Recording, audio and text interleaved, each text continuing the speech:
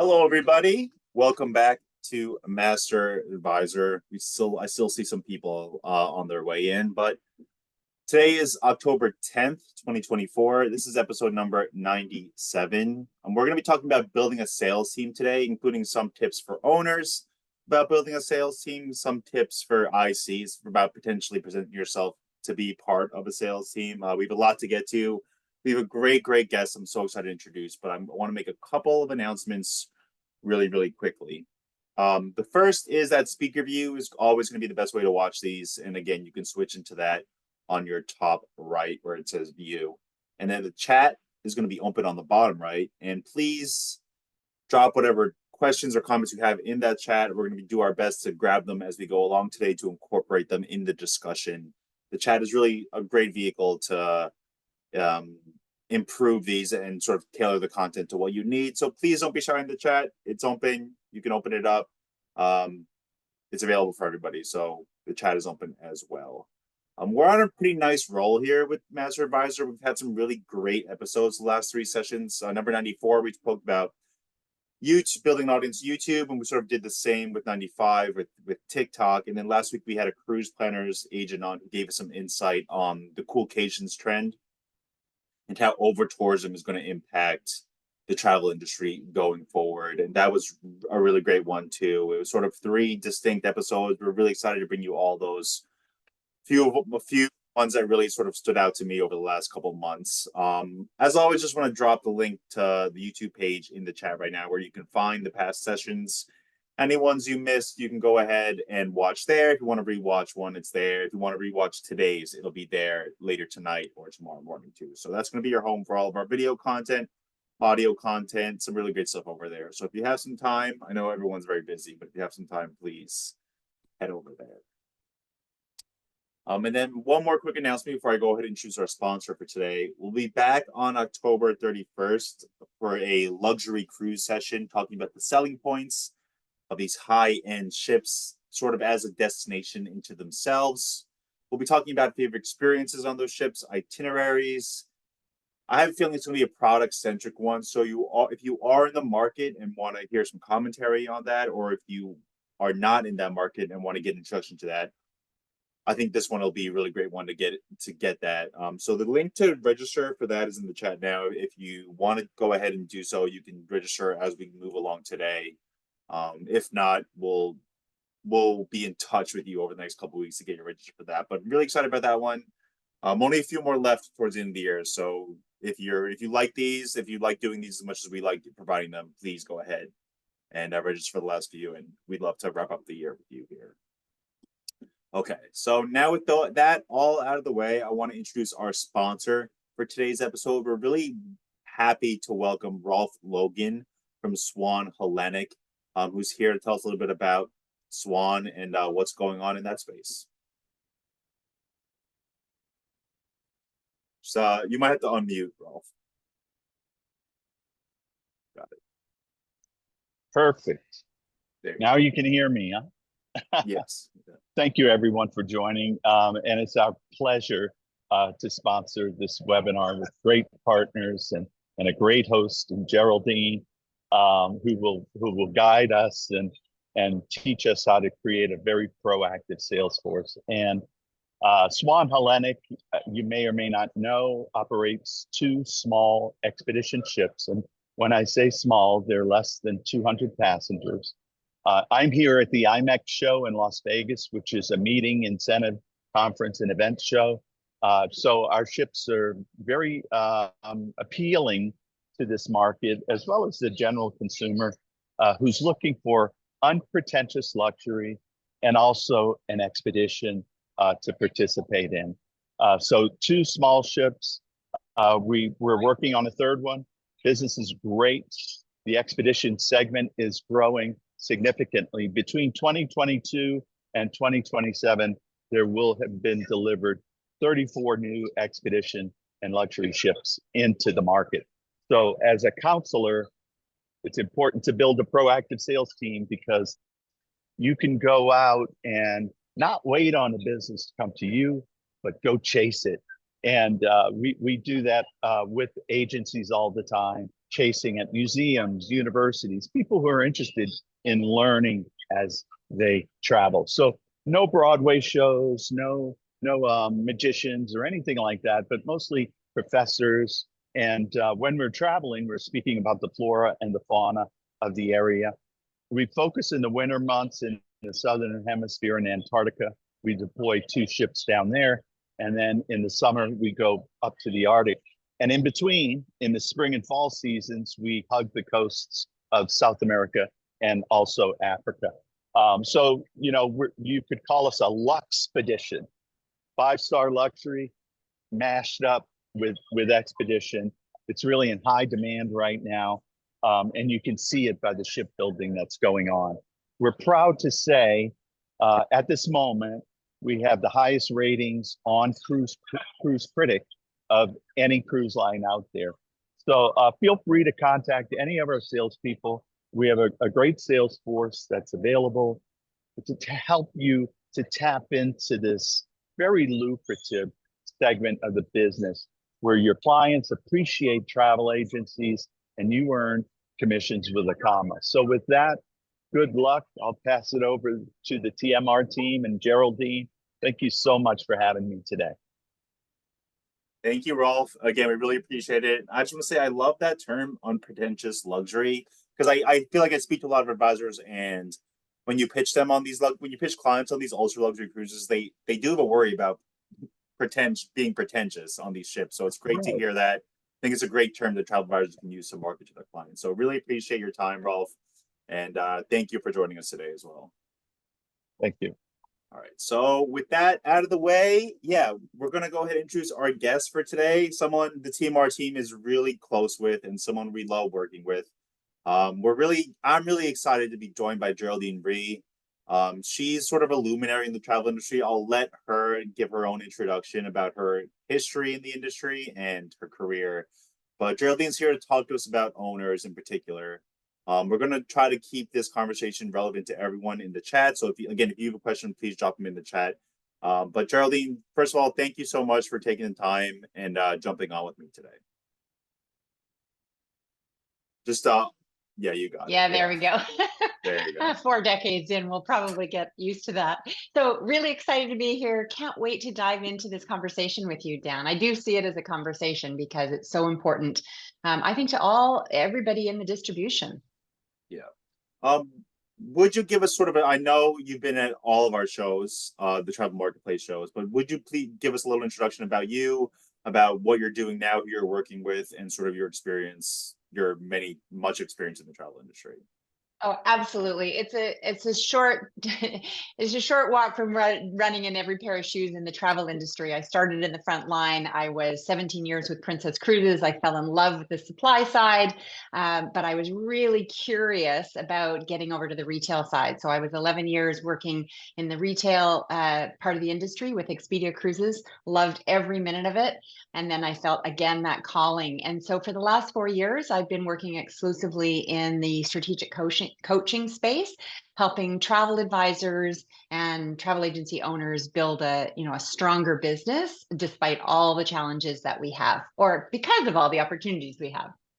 Yeah, and I know you're very passionate about owners. I know that's where you sort of focus your business. I mean, any particular reason for that, or is it just sort of the experience you have in the industry has led you to this group of people as being crucial for the success of the industry?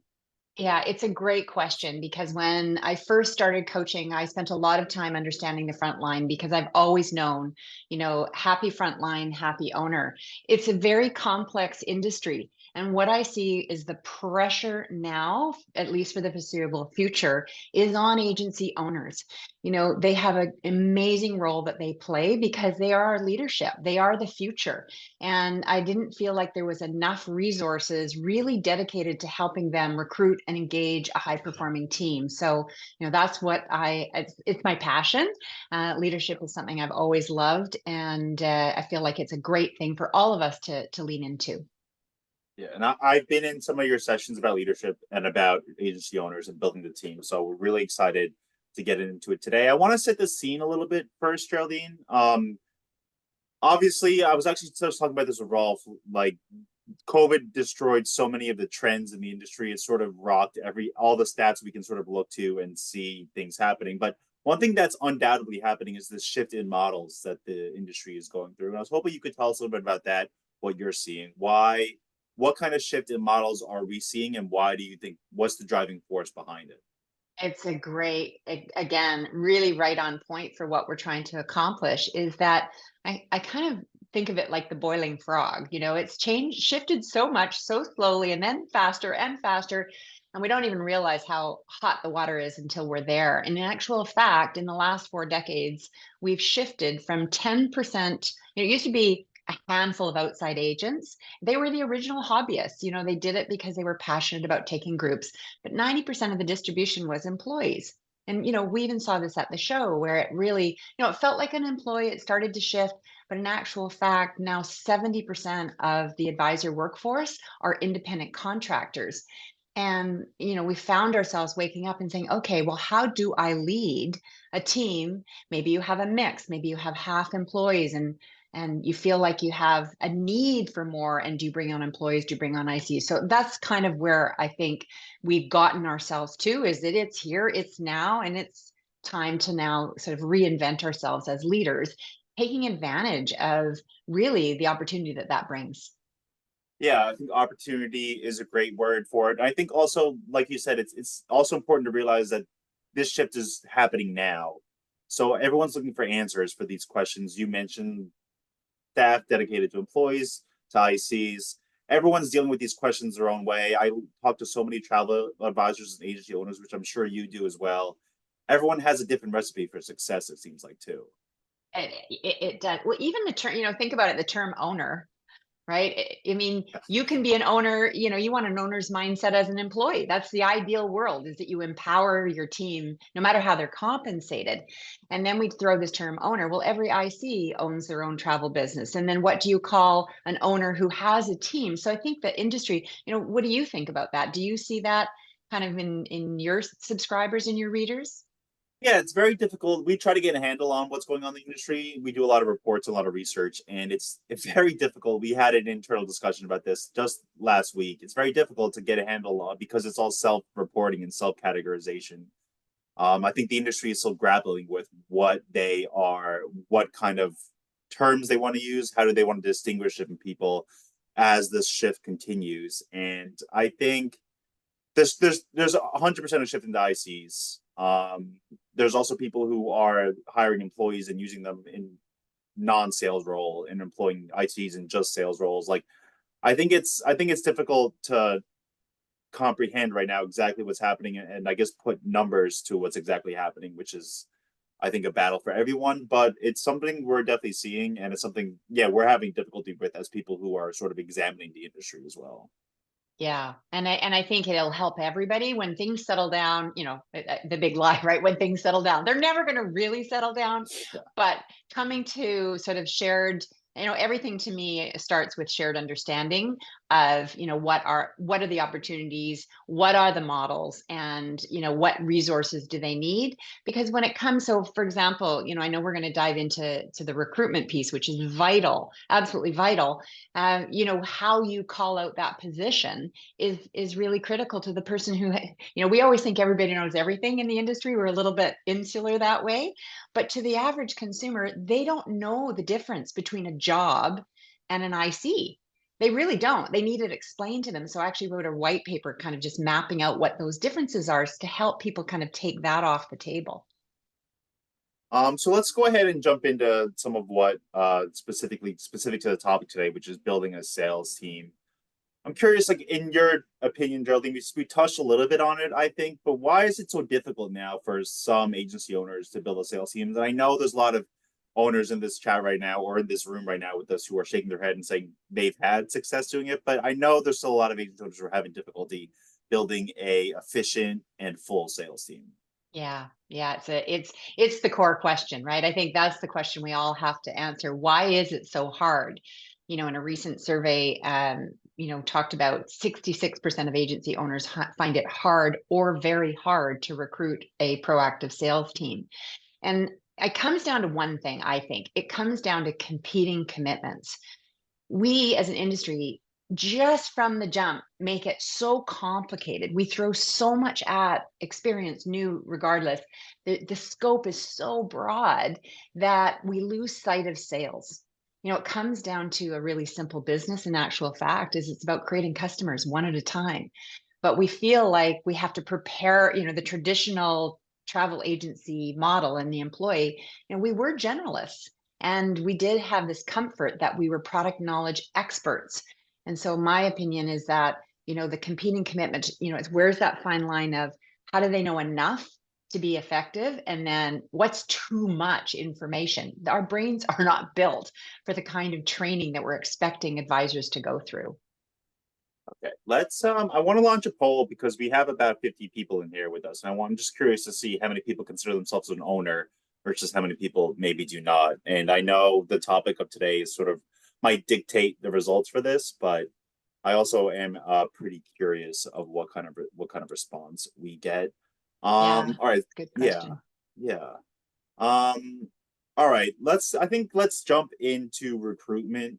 Geraldine, we were speaking a little bit in the earlier week about this topic, and you mentioned recruitment is sort of a critical and crucial component to solving the issue of building a sales team. And obviously that is what first pops to mind when people consider expanding their team. It seems to be like, do I have the time and resources to do this, and how do I find the people? Why is recruitment so important? And I guess talks a little bit about why it's also a big issue. Okay, great. So at a high level, we lost over 30,000 advisors in the pandemic. Tended to be two ends, either experienced people who are like, okay, I'm out. This is, I've done what I can do. And there were so many changes. So we lost this great resource. And then at the same time, we hit the ground running, thankfully. Business took off. We took every booking we could, and it just never left the window that we needed to really figure out recruitment. So we tried a few things, and that's, I think, what happens is that it's so critical to the success of an agency. The success of a business rests on sales. And the more advisors selling, the bigger the business. And so I like to say sales solves all problems, recruitment solves all sales. But the challenge, and so we know it's pretty intuitive that how important recruitment is to a business strategy. But what we underestimate is that it is so different than everything else we do as an agency owner. We know how to run a great agency business. Coming as a recruitment expert, that's not everybody's area of expertise. So, I work with agency owners all the time to go, okay, let's break it down. Everything has a process. Let's follow the checklist and get everything that we need to do on paper and, kind of diarized in the calendar, and stick to it and find that we can overcome the difficulty of recruitment because it's done as a one-off as opposed to a consistent strategy that we kind of stick to. So we have most of the owners in here. Just dropping the results of the polls. 93% people with us are owners, which is going to be good for this discussion. But you talk about the checklist, Geraldine. Like when you talk to your people you're consulting who are owners, you say, let's break this down into a checklist or break this down into steps. I'm curious. I mean, where do you start with that checklist? Like, what are the first steps you embark upon in order to get this process going? Yeah, 100%. Just like every other project, everything has a first step and a last step. The very first step is deciding how important this is and stop doing something so this is a priority. So that's number one. But number two is that who is ideal for you? One of the things that makes recruitment so hard is that we don't know how to find, people will ask me all the time, well, where do I find the unicorn? Where do I find, somebody who's got $1 million in business, or, the go-getter? Because we all want those unicorns, but we don't take the time to think about, well, what does my unicorn look like? We're not all made equally, and everybody's going to build a team that matches their values, their character, their mojo. And when you go about it that way, it makes it so much easier because now you literally are putting a face to that ideal advisor. And then, then you start to know where to look for them. If you don't know who you're looking for, you can look in a lot of different places and you'll never really find them. So number one step is deciding, who is ideal for you. And it's okay to say, I want a serious sales professional that understands the importance of sales and customer service, that has a background in sales, and that comes in with a go-getter mindset. If you just put it out there, it makes it much easier to find. So you would say it makes it easier to find, because that seems like a pretty high bar. The serious sales professional who has experience in maybe not travel, or maybe a different industry doing this kind of thing. That seems like a pretty hard bar to find. But you're saying that I guess if you get specific, it's more easy to gather appropriate candidates. Yeah, it's Okay. the same. If you were trying to advise someone, that we think about it in travel, we know that if we're looking for a Swan Hellenic guest, the first thing we do is we say, who is the ideal Swan Hellenic guest? And then once I know who they are, I know where to find them. It works exactly the same way in recruitment, is deciding and having the conviction that you can find them. And they're more prolific than people realize once they start to understand. So like the follow-up question, what's your follow-up question after you go, who are they? What do you think the next step is? Where can you find them? Yeah. Yeah. So, 100%, it's one of those, the answer is right in front of you. The best people coming into the industry are passionate travelers. So check. Who is that? That's travel agents, right? That's in our DNA. Well, who are passionate travelers? They're people in your database. They're right in front of you. And I would say 97% of the people that are successful with recruitment actually go out to their database, maybe not directly, but somehow managing to invite them to say, hey, if you've ever thought about a career in travel, I'd love to have a conversation. So when you get those two variables, somebody who has really got a great sales and customer service background, and they're a passionate travel, and they already know, like, and trust you, you're starting to really narrow that funnel. And sometimes owners will say to me, well, I don't really want to, market to my database because I want to sell to my database. Well, the thing is, they're going to see it somewhere. They might as well see it from you. That is a great point, and I guess a couple of points I've heard that a number of times about me asking an agency owner, where did you find your best employee, or where did you find your best IC? And a lot of them say they were in my network, whether they were tangentially friend of a friend or friend of a client. They were in my network somehow. They knew I was successful selling travel, and they loved the travel. They thought this was something they could do. So I've heard a lot of success stories like that. And you say more, it's more realistic. It's happens more often than people realize. I think that's important to keep in mind, because I think people have this idea in their head that they're going to put an ad on LinkedIn or Indeed nowadays, and that's the way to find it. But keeping your network small, it seems to solve the issue of having unqualified people flood your, you say funnel, but flood your funnel. Yeah, exactly. And it's a competitive space, right? If you go on all the job, because I do this, quite often as part of my practice, I'm always going on the job boards, and every single ad looks exactly the same. 3 to 5 experience in technology. Everybody's looking for that same person. Well, right now, everybody is hanging on to their good people. There's not a lot of shifting going on. And there's a lot of research that says that it takes a lot for people to, we know the switching costs of agencies is really challenging. You've got books of business that are with an agency. So, you will get some that will switch, but I think if you perpetually are trying that as a strategy, it's not as successful as going out and starting, with the new ones. Yeah, and you mentioned the industry's absence since COVID, the numbers that left the industry and haven't returned, or maybe most of those seem like they won't return, and the industry is now sort of zero focus on recruiting new people in the industry. And this seems like a good way to do it. People who love what we do, or love what advisors do, and want to be a part of it, and are personable, things like that. Like, they have the background, they have the interest. It seems like that's the perfect mix. Yeah. It is. And we've always said that you can teach skills, you can't teach attitude. And who your people are in your database that have that infectious personality. So there's nothing wrong to say, hey, would you ever consider?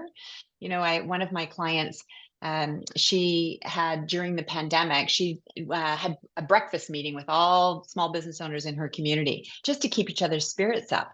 And she met month after month after month. And when COVID was over and we were talking about recruitment, she goes, oh, gee, I don't know where I would go. I go, well, have you ever thought about inviting your breakfast club? And she did that. She did a discovery night, and she had 12 of her 17 people in the club that joined her team. Wow. Yeah. All right. All right. Yeah, that's pretty impressive. Yeah, 12 out of 17. I can't do that math in my head for percentage, but that is obviously the majority. All Yeah. right. So let's move on. If you find someone, maybe they have a sales background, maybe they have interest in travel, like maybe one segment they've been doing expedition cruising a lot, or they've been doing FITs in Europe, or they've been doing ocean cruising, things like that. The next issue I know owners run into is onboarding and training. You talked about the first step to finding people is to make time to actually do it, and that seems to be the biggest hurdle for onboarding and training as well. Yeah. Yeah, it is. In fact, I love that as a, what is that, a chicken and the egg? Because Yeah. owners will say to me, I don't have time to recruit because I might get them on board, but I'm so busy, I don't have time to train. Because in their mind, they're thinking about what they do every day and how will I ever get all that knowledge into a new person? How do I get them up and running? And so it is, it's a universal challenge. I know you did a great report from all the consortia that talked about it. It's their number one challenge they're trying to overcome now is helping with the onboarding. And I think that's fantastic. And you should check with your consortia because people have got some great programs. And when I look at those programs, I just want to give this caveat to the owners in the audience just to say, look, make that 90 days all about with a customer focused lens. We have time to teach them how to close the customer. We have time to show them how to invoice the customer, but you cannot unteach you cannot underestimate the power of making it about what it is about. And that is creating customers and having customer conversations. So, I always have a 90-day onboarding plan that's really focused on, are they having conversations? Are they asking people where they want to go? Within 2 weeks, are they selling something? And so many owners go, oh my gosh, 2 weeks. How will they be trained? Well, you're there to help them when they do make a booking. But the research shows the longer they go without actually making the booking, the more the fear goes up and the more they quit. They go, holy cow, there is so much to this. We actually get more afraid with a lot of, product knowledge. So I like early booking and then, teaching them the sales funnel. You can learn how to do all the rest of it when you have an actual customer to take them through the training. So the first 90 days, your opinion would be sales focused. Like that's where they need to be. The product knowledge, I know that's important as well, but that seems to be secondary to, in your opinion, to the sales knowledge. Yeah, they need, of course, product knowledge is important, but we as an industry are so over focused on product knowledge. You don't have to go 10 minutes to find a webinar, a training on product knowledge. That will always be there for them. But sales sourcing, how to ask great questions, how to put people in your database, how to network with them on social media, how to show your expertise, how to ask really great open-ended questions. Those are timeless skills when they're not as busy that are going to pay off in spades as they build their book of business. All right. So like those questions, I know agency owners are in here and they're wondering how they're going to get started on that. Like those are big tasks as well. Any advice on that, Geraldine? Like how the one you say, I think the one that's important, the one that stuck out of my mind is how to ask great questions or how to, I guess, qualify a client or get to know a client. That seems to be something that a lot of advisors have different opinions on. I mean, I'm curious, what advice would you give to agency owners who are now tasked with training or onboarding ICs or employees on that? On actually the sales, Yeah, what are on the sales points side to teach?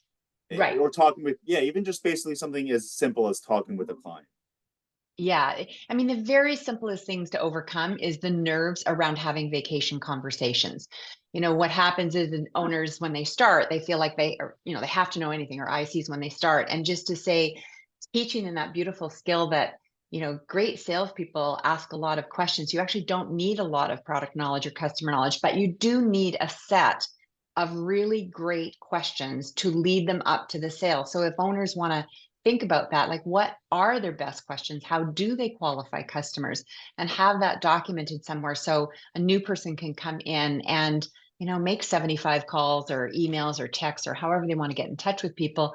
And I guarantee, I always give this little challenge is I challenge you to reach out to 15 people and not have them want to buy something.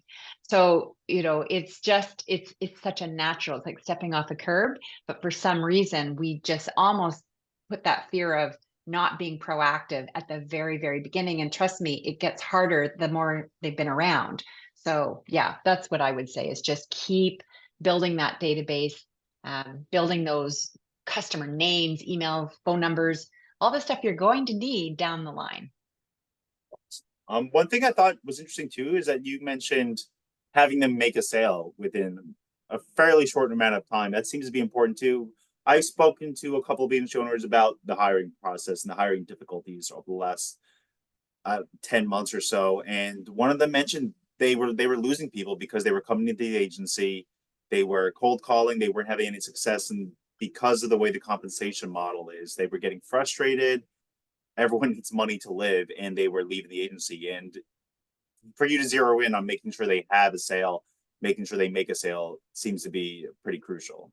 Yeah, it's kind of that two pressures, right? Is that we're actually not wanting them to sell anything when they start. We're out wanting them to be curious, to lean in, and to find out as much as they can, to become great, reporters, kind of that, and take the pressure off them. You're not trying to sell anything, you're trying to build rapport.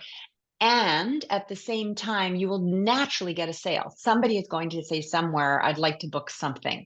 And the reason that's so important is, if you've ever done this, Dan, the first time I ever took someone's credit card for a sale, I thought I thought I'd won the lottery. There is nothing that courses through your veins like taking payment on something. It makes you feel so good, and you feel like, oh my gosh, now what? So the adrenaline kicks in and the engagement kicks in. You go, I can do this. It builds confidence. That's what it's all about. And then when you're going through the training, you've got a live one to mentor them through. If somebody is perpetually making calls and not landing, maybe they're a little too focused on selling, and they're not building rapport. That's a different issue. But either way, we don't want to lose people because they don't get that thrill of the sale. Yeah, and I guess you mentioning too that the good candidates will be the ones who have sold something in the past, who do have a sales background in Yeah, whatever they industry. get it. They understand it. The good candidates have to understand. And that's, I think, the big shift in the industry, is that these independent contractors that are coming in are often more business minded than anything we've seen before. They come in going, okay, I'm going to have my niche. I'm going to have my specialization. I'm going to do a website. And it's almost slowing them down to say, well, just go have your 75 conversations before you feel like you have to do all these other things. Either way, on either extreme, it's about keeping it. The main thing is that customer creation process. So make the time to recruit, find out who your ideal recruitee is, use your network to find them, and Yes. then making sure the sales skills are there first, and the sales skills are sort of front and center in the onboarding process. What about, I guess next in my mind would be engagement, Geraldine. Yeah. Particularly because I know time is short. I mentioned that in every conversation I have, but time is short. Agency owners are also thinking, I don't want to invest resources in someone who might be leaving soon, which I guess is the nature of the IC model as well. How do you keep someone engaged in your agency, in your business, as an IC or as another position in your company, like past that initial 2-week honeymoon period, or honeymoon period after you make that first sale? What's sort of engagement? What does engagement mean, I guess? And then what are some tips along the line? Okay. Well, I think the industry, we have two camps out there right now. We have the new people that are enthusiastic, and if they don't get success, they will lose confidence and they will leave. And then we have the other extreme, which is what I hear a lot of, is I can't get my experienced advisors to engage. They've seen it all, they've done it all. They just don't want to come to team meetings. They don't want to, because they're a little tired. And so as an owner, you kind of go, what's the common denominator here? Well, the common denominator is lighting the fire every day. Your role isn't to take the work away or to make it easier for them. Your work is to notice them and meet them where they're at. Everybody's got goals. We're hardwired to set goals and achieve goals. And yet, when I circle with agency owners and I go, have you set goals with your team yet? They go, I haven't got around to it. I'm so busy. There is nothing more important to engagement there's a very famous statistic that says, only 3% of people write down their goals, and yet, 45% is not the Harvard study where that 3% earned more than the other 97% altogether. And you have a 45% higher success rate if they're written down. So I take that to heart, and I say to agency owners, I want you not only to have your goal, but you need every goal of every advisor's written on your heart and on your board. I have a whole wall of all my clients. I know their goal and I know what it means to them. What do they want to achieve?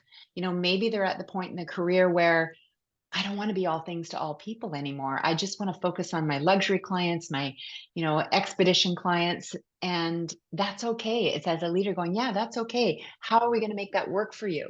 What are we going to do with the mass market clients? It's having those conversations. And so I think that's the hard goal setting and caring about that goal and helping them achieve it, I think is the heart to engagement, whether you're new or you've been doing this for 50 years. What kind of goals would those be? I mean, I guess for your clients, for your agency owner client, Geraldine, like what kind of goals are they setting? You mentioned the one maybe getting more specific to what you're selling, but I'm just curious, what other goals are you hearing from your clients, and maybe what kind of goals are they having their employees or IC set? Okay, I'm going to get right to the heart of it. Here's what I am seeing is that 10 years ago, the goal would be, I want to be the go-to agency in my community. We were very, very consumer focused. 2025 is the goal of building the high performing team. On average, most agency owners are looking for 3 to 12 ICs. Some are looking for employees, but it is pretty much following the 70-30 split. They're trying to figure out how they can build their business through recruitment and engagement. That's the trend I'm seeing. That's the technology they're looking for. If consortiums and hosts are looking for, how do you help them with a business suitcase? How do you take away all of the detail, but empower them to be the great business owners that they are? And I think that's what's going to be the success of the future. And then so if for an employee, I guess for an employer who's setting goals for their employee or IC, what kind of goals would it be? Sales goals? Would it be? Yeah. I'm curious. I love this whole conversation around goals. Goals are there's a great book by it's called 4DXs. It's what makes a good goal. There's lead measures and lag measures. So I just break through all of that and call it magic metrics. Every advisor just needs to know, how many customers am I selling? How often? What am I selling them? And what am I doing this year? And what am I going to do next year? So, 30% is a reasonable growth goal for most advisors to have. So that's a place to start. But then it's taking it that one step further is, what does that mean to you? What are the roadblocks that are going to get in the way? You want to sell more, but if we actually focused on selling everything, around the main vacation and upselling, we could get you to your goal much faster. So I think that's, for advisors, the number one thing they're looking for is more for less hours, right? I want to sell, 250 to 500 customers in my database, and I want to get to $1 million, 30 to 40 hours a week. I don't want to, they don't want growth if it's going to feel like it's going to be more work, because everybody's tired. We're all really stretched. Yeah, and I've seen that shift. I mean, the whole fees conversation seems to be born out of that same need. Yeah, is that you want to be compensated correctly for how much work you're putting in. Like you mentioned, people are coming in, and the goal now has shifted to build a sales team that's going to not run on its own, but operate almost independently or operate pretty easily with your guidance. It does seem like we spoke earlier in the week, and for those of you who don't know, the Travel Leisure A-list came out again last week, and me and my editorial team, we were going through some of the names we knew, and a lot of them were new to the industry people who were coming in and doing exactly what you said. They knew how to build a sales team because they did it in other industries, and they fell in love with travel, and they were coming in here and they were doing the same thing, and they already achieved sort of massive success. It's incredible. And I mean, I started with the negative of 30,000 people leaving, but just look at the gig economy. Look at what has happened. So we've got this huge dynamic where all these corporate employers are saying you must return to work. I think Google just announced it, Amazon, all these companies are saying you have to return to work, and 95% of humans don't want to do that. There's a big problem there. And what is the best opportunity to offset that problem? Working in a side, people don't like the term side hustle, and I appreciate that because I respect the travel industry so much. But taking advantage of the fact that it's such an incredible opportunity, the window's not going to be there forever. But I think right now you can find those proactive salespeople. They're showing it. These people coming into the industry, they're finding them. All right, so just to, I guess, recap a little bit, because we're going to be running short on time in a minute or so, but going back to building a sales team, make the time to do it, find out who the ideal person is to join your sales team, use your network in order to do that, and then focus on sales skills at first, focus on getting them involved in the business almost instantaneously, talking to clients, and then set goals for them to meet in order to keep them engaged. That seems to be, I know it's a very simplification of what you do, Geraldine, and what agency owners do, but that seems to be the sort of fairly straightforward step process in order to undertake this. Okay. Yeah, it's a great summary. It's not, I love that whole idea, is that it's not easy, but it is simple if we break it down into the fundamentals of keeping it as a customer creation business and a sales business. I'm curious from the people you speak to, what other kind of frustrations do people have with building a sales team? Are there common problems that come up between clients that seem to be born out of the nature of this business or born out of something else that you can share with us and maybe share some solutions to? Yeah, I think it's a little bit of what we've touched on. I had an owner yesterday saying she's already been given notice that, 3 of her really big agents are leaving. And this is a lot of pressure on owners because it's not sustainable. I think the other big one is that owners are the biggest seller in their agency, and that was okay for a while, but they've come to that realization that isn't sustainable. But they look around, their team are too busy, they can't give those leads. So it's this comfort zone of being able to let go of the customer focus and really focus on, you're going to get a little bit worse for a while. It's not going to be easy, but you have to trust your team. They can do it. But yeah, I think I'm seeing a lot of very tired agency owners that are like, oh, I wish it was how it was. And it's just having that new vision. Yeah, so the retention I know is an issue again because of the nature of ICs growing this business. That seems to be a difficult problem to solve.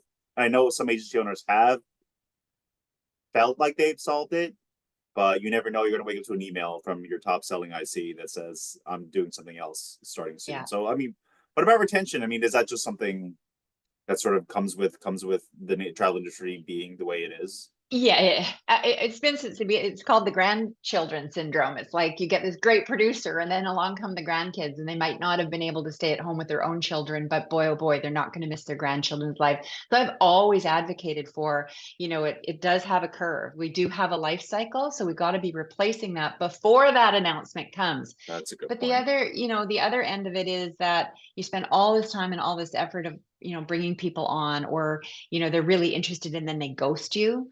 That's a big problem because I think that it's embracing that it is a buyer's market, that these people out there do have choices of where they can go.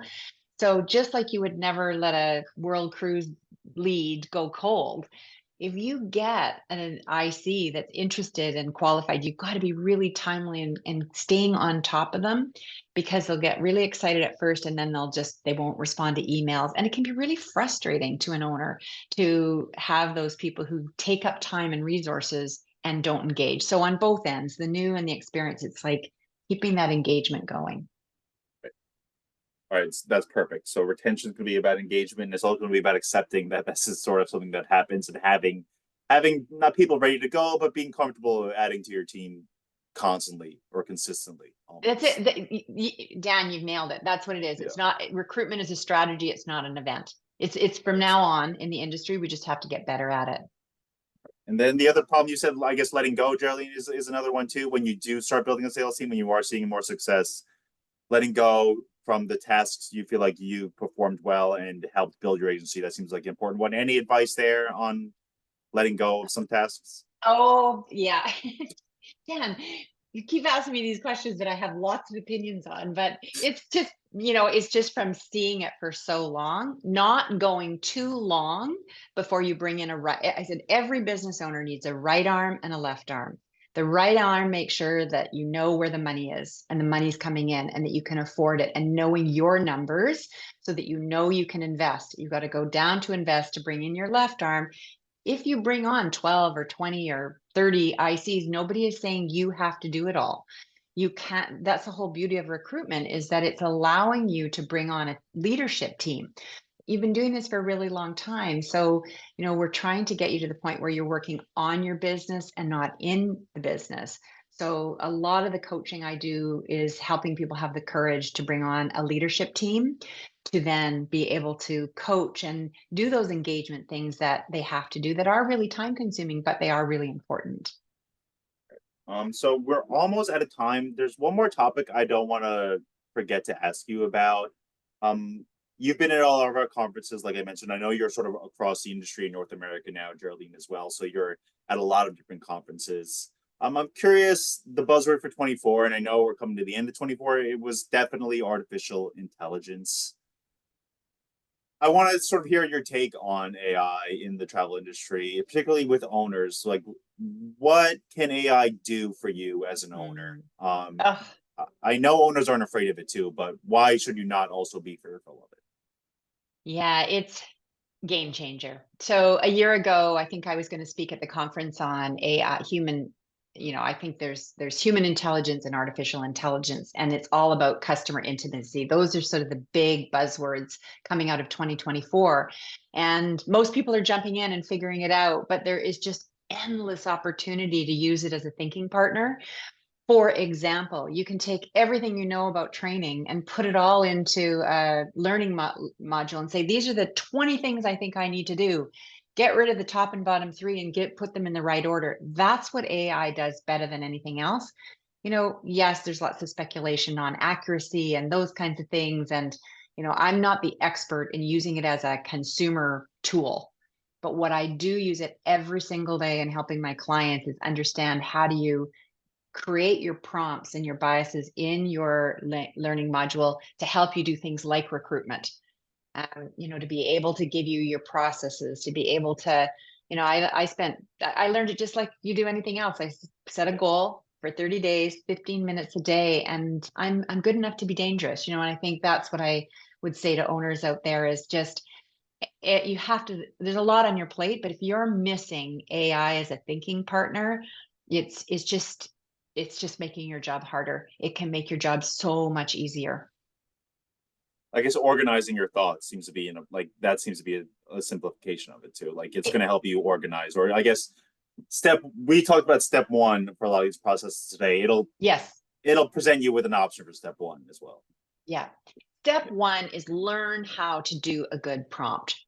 Absolutely number 1 thing in ChatGPT is learn how to start with a goal, put in your description of what you're looking for, 1 question only. I mean, simple things like that. And all of a sudden you can get much, much better responses.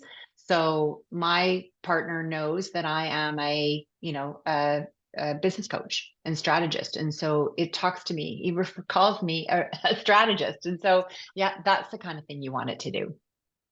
Well, we're going to wrap up there because I know we're running out of time. I don't want to let you go. Last thing, Geraldine, where can people reach you if they are interested in reaching you or following up on anything we mentioned today?